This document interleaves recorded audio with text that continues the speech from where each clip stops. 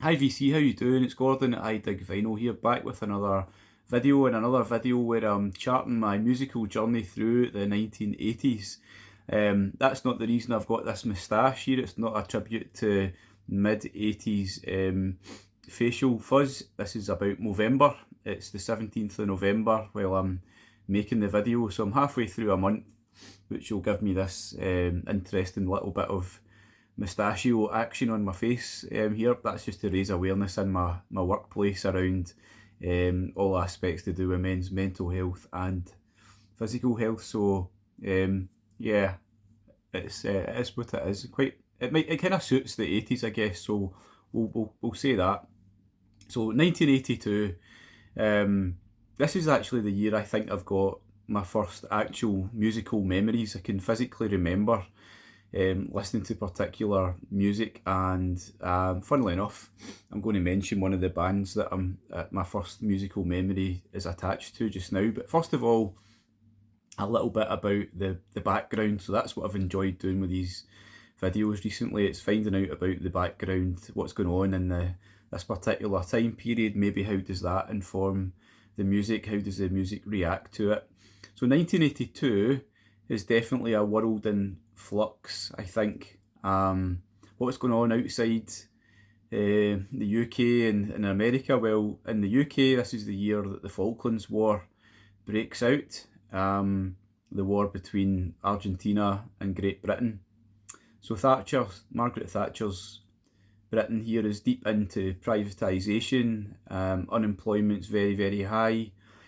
Aftershocks of the 1981 riots still being felt across a lot of the UK cities.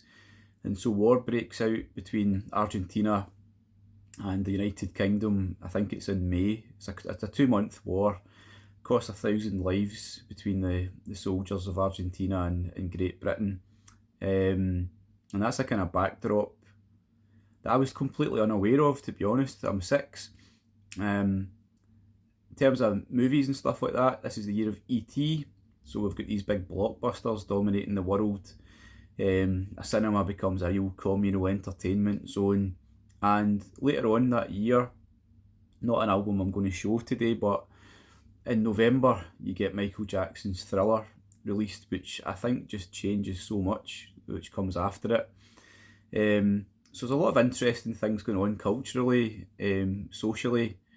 But that's the background to my own musical memories, and the musical memories I'm going to start off is with this band, although not particularly this album. I can vividly remember being 6, and someone who lived a few doors away in my street, he had Madness on cassette, and I remember it getting played a lot outside. When you were young, you were just allowed to go out, play on the street, and this guy had a cassette recorder, and some specific memories of Baggy Trousers and stuff like that getting played and really, really loving it. Obviously, Baggy Trousers and things like that from Madness are from a few years before. So the album I'm showing off here, just to start off with, is their brilliant, brilliant album from 1982 called The Rise and Fall. It's an album that I only recently acquired, and it's an album that I've really, really got to appreciate quite a lot. It's probably not quite a concept album, but it's not far away from that. Ideas, Chas Smash asked the rest of the boys in the band to write songs from their childhood. So ultimately what starts to emerge then is a really nice, it's nostalgic, but there's some really hard-hitting music on this as well, which I thought is really, really interesting of the time. Suggs himself says this is the first Madness album that's an album. It's not a sort of collection of singles that other songs are woven around, and it's a great listen. Songs like The Rise and Fall of the title, they look at childhood. Our House is this, what a brilliant pop song Our House is. Didn't realise it was influenced by the Crosby, Stills and Nash song from the 70s, but really nostalgic, kind of heartwarming tune. But it's about, I think it's Chas Smash's, is it Chas Smash?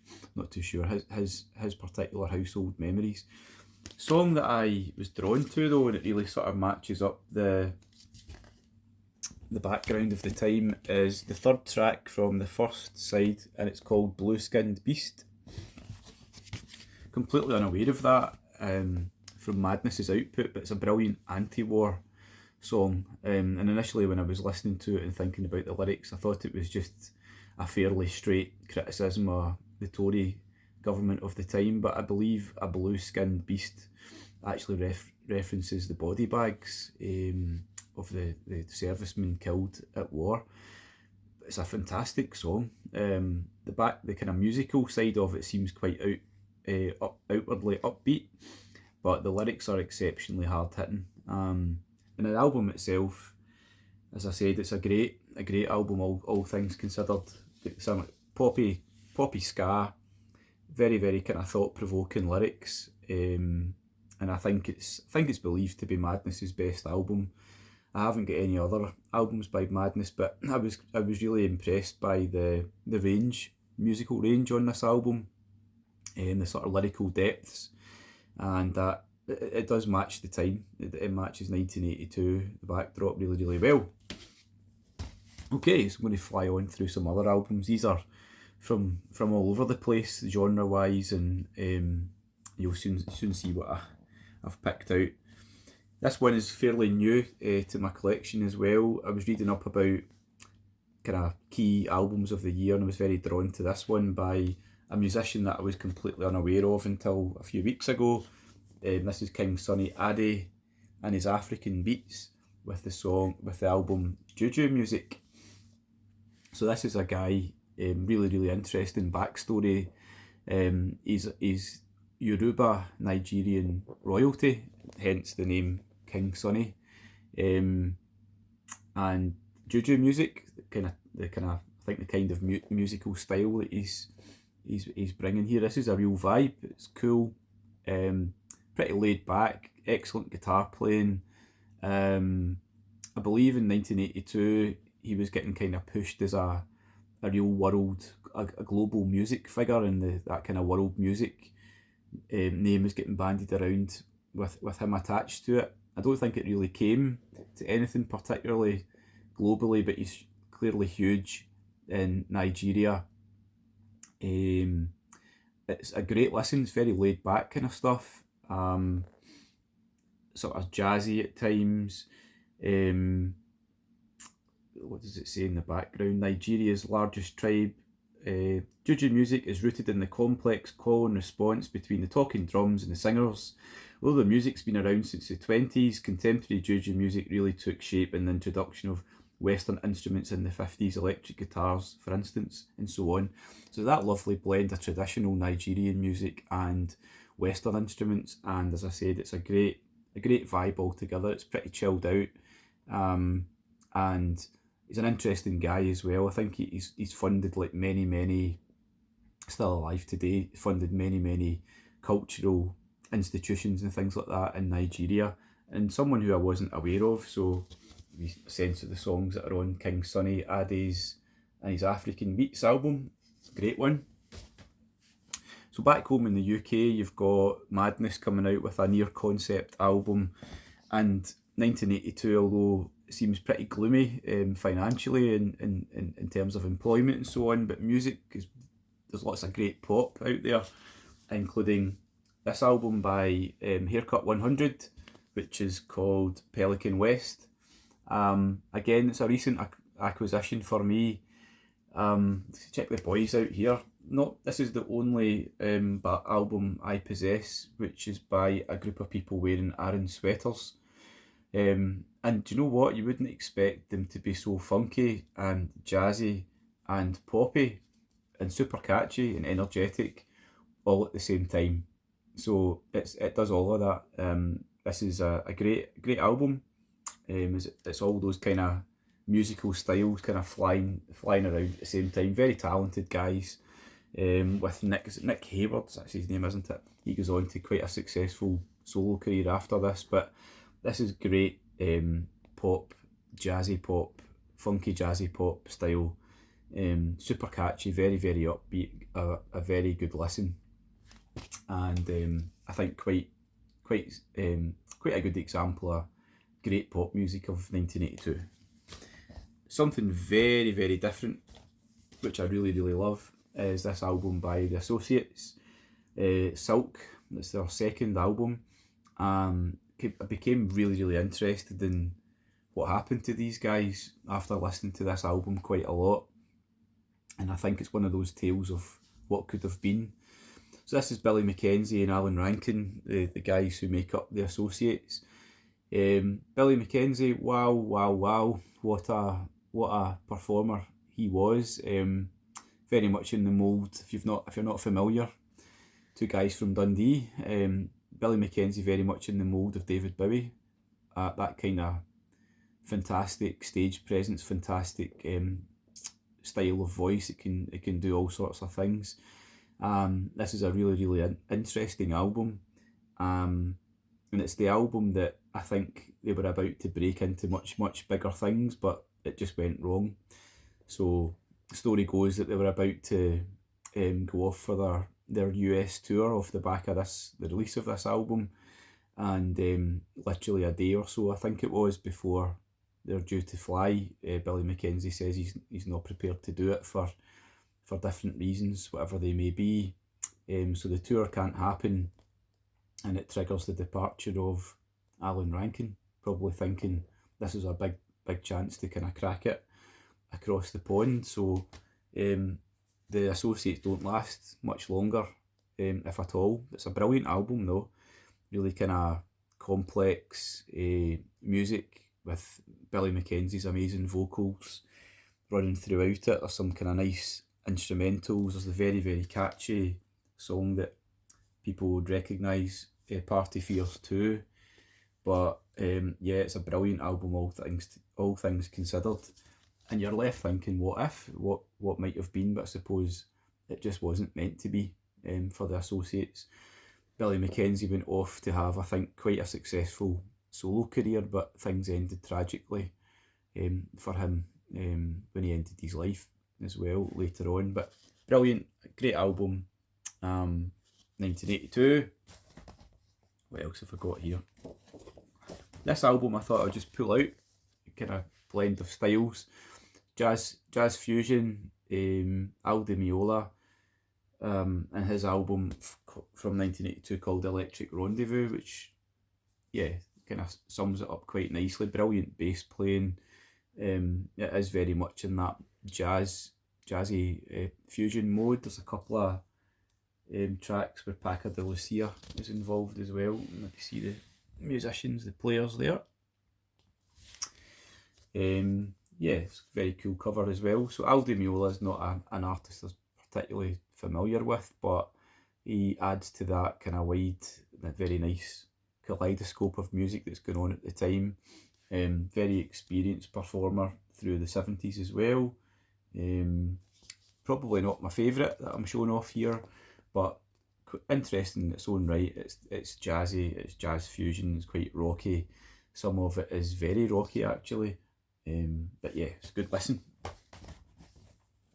Another one that was new to me, I picked it up in a bundle of records about a month ago, and I really didn't know anything about Ashford and Simpson, which again, that's my immense ignorance about music, so it was good to find out a wee bit more. So Ashford and Simpson, wasn't familiar with them as performers, but I should have been more familiar with them as writers. So they go way back to all the way through to the mid-60s. Amazing, a huge body of work working together, writing songs for a whole host of huge kind of Motown artists, all sorts of people like Marvin Gaye, the Supremes, Diana Ross, loads and loads and loads of them. They're the writers of songs like Ain't No Mountain High Enough and many, many other massively successful tunes. So I think maybe towards the late 70s they started doing some solo stuff. This album from 1982 is really good listening. You could imagine any of those types of artists like Marvin Gaye or Diana Ross, the Supremes and so on, they could do any of these songs. It's actually got a wee kind of concept album vibe to it here, in the sense that the second album is all this kind of mini opera, and it's all kind of based on kind of domestic relationship between a couple, basically just kind of trying to make it work against kind of difficult circumstances. So it's cool, it's soulful, quite funky, quite mellow.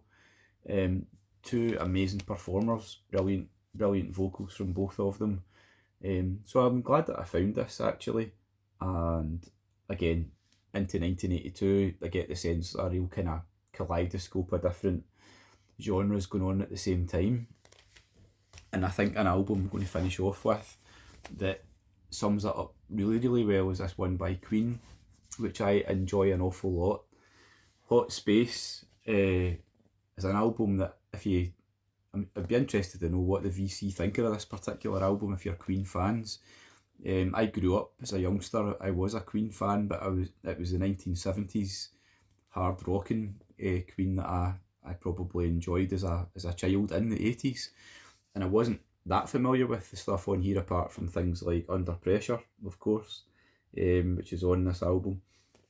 I think this is a brilliant album. It's very uneven, and I kind of like it all the more for its unevenness. This is where Queen they try out a few different styles for size. I think one of my favourite songs is on side 2. It's the track Cool Cat. Freddie Mercury's vocals are just tremendous. A real very groovy, kind of funky falsetto and a sort of disco, very kind of laid back, light disco kind of song. It's very cool. And that kind of the three tunes to see it out are great. You've got the kind of majestic pomp of Las Palabras de Amor into this really super cool disco track, and then of course it finishes with Under Pressure. When I was reading about it, I believe there was a rap that David Bowie came in to do that's on Cool Cat. There's versions of it out there that I would love to hear, but it didn't make the final cut. But yeah, it's a great album, I think, although it's flawed. Some of it, they recall the kind of really kind of hard rock in 1970s stuff, and sometimes it's a wee bit more very much of a nod to the early 80s sort of synths and disco funk background, which I think works better, and I enjoy that a lot. So yeah, I love the cover. I think it's really, the whole thing is 1982 in one bit of packaging there. This one here, it's a South African copy picked up somewhere along the way. This is a price in rand, I think. Anyhow, good one. So 1982, when you look at the cultural side of it, it seems like a pretty depressing vibe, to be honest. Industry's leaving on a grand scale, a lot of the big towns. So there's a lot of unrest attached to that. Britain was at war. I think the US is in recession as well. So it's interesting to me that music goes multicoloured, I suppose, and maybe that's why pop becomes so popular. People are looking for a wee bit of respite from tough times.